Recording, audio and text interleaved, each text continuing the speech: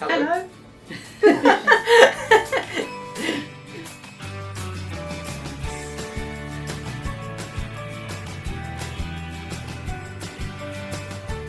Difficult to describe a typical day because obviously every day that we come in is completely different, but we have to get in early to get all the plants out the front to have a really good display, and get the shop clean and tidy, ready for our customers to come in. And then we have to make sure that all our deliveries are done. As soon as our driver gets in, she gets off out with all our deliveries for that day. Obviously some of them take her further out than we'd like, but we like to get all the local ones done first. And while she's doing that, obviously cup of tea, got to have a cup of tea first thing. and our florist Anita, she's busy working away in the background and filling up our stand to make sure that there's all these displays all ready for people to just come in and grab and go. Sometimes people come in and they'll have flowers they want to send somewhere, but they're not sure where the place is, or the time or the date. So we get as much information out of our customers as we can, and then we go off and become Sherlock Holmes and find these. So we're usually pretty good at locating somewhere and make sure the flowers get to the right place at the right time. And our florist Anita, she's busy working away in the background and filling up our stand to make sure that there's all these displays all ready for people to just come in and grab and go. People expect us to have those now. After all these years, they've got used to being able to just walk in and see the bouquets there ready, and especially if they're going up to London, because obviously we are near a station, and they'll come in and grab one of these that's in a bag because it's got the handles, and it's easy to take up to town and a lot cheaper. Many moons ago, when I was 16, was because I've always loved plants and flowers. To be honest, I'd never even heard of a florist, but my mum took me along and I became a florist, and I've been worked in a florist shop ever since, in different florist shops. And then a few years ago I decided I would open my own. It was always my dream to open my own shop. When I first started here, I had no career plans, I had nothing at all, no education. I was working in a dead-end job. Luckily my nan took me in, and eventually I got to love floristry. I've done it for nearly 7 years now. So it's been a long time. Every day I learn something new. We started here in March 2010, after I'd got made redundant from the shop I was working in, and I couldn't find employment in the floristry trade. So I employed me, because I thought, I'm a good florist, I'm going to employ me. I ran it on my own for a while, but of course as the shop has got busier, no, I don't have the ability to run it on my own anymore. So we do have my business partner and my florist, and we have obviously drivers and people in that come in and help us. My husband and my daughter are here daily. Don't know what they're doing, but there you go. But yes, it's the love of the trade and the ability to make someone's sad day a little bit brighter and someone's happy day really happy. We offer in Flora. We also deliver out pretty far. We go to Upminster, Romford, Dagenham, Rainham, Hornchurch.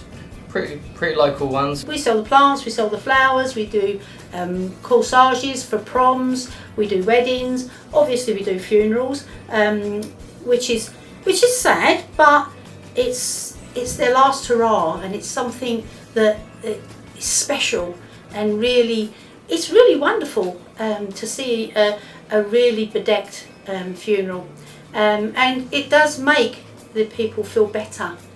Can't make it right, but it can make them feel a bit better. We will make a bouquet while they wait if you've got something special that you really need, or the lady doesn't like that flower or does like this flower. It's very important. We put glitter on things if you'd like it. Glitter and diamantes if you want a bit of sparkle.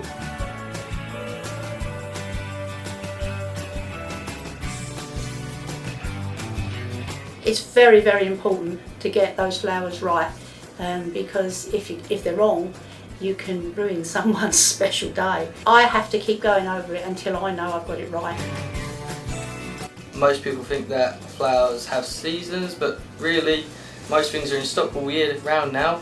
One of my favourites is the rainbow rose, and reason why, it's just so complex and different. How they do it, they actually dye it. It's not actually natural, it doesn't grow like this. They split the end into 4 stems and set it in dye, and eventually it drinks up the dye and makes a rainbow rose. Mostly little girls like these, they love it. It's always good. We do stock quite a large range of flowers. Obviously some are more popular with other people. Lilies, for example, they are very popular, but you get people that don't like them at all. Roses, the red roses and the gypsophilia always go nice together. We have exotic flowers like bird of paradise and anthuriums for the more excited people that want something that's just to be different. We are a traditional florist shop. We do like to stock a lot of traditional flowers, my favourite being the pink carnation.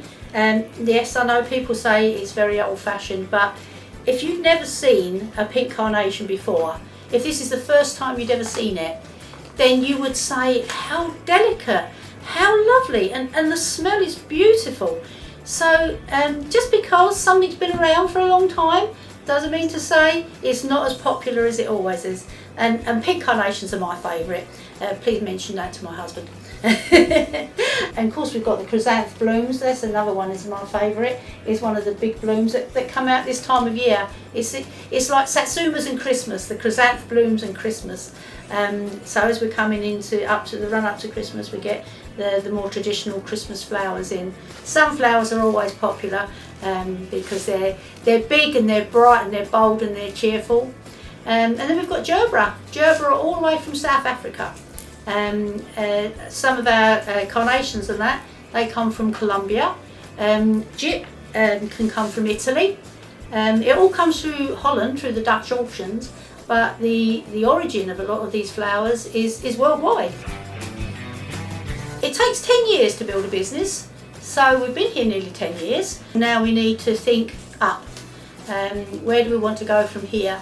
Ideally, we would open a second shop. Probably wouldn't be called Elm Park Florists because it wouldn't be in Elm Park.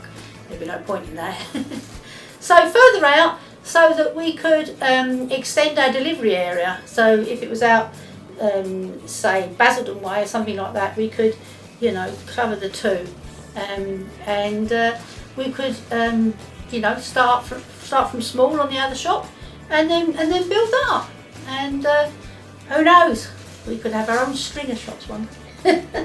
Really, my idea of a future is to get my other family members to come help me out. Like my sister, we've got an older sister, she used to do floristry herself, and I've always wanted to have her working as well. I don't know what else to say. I'd just like to say thank you again to all our customers for coming in all these years and making our life here very happy. And my grandson and I would just like to say thank you very much again. Natty T. It's a nice one.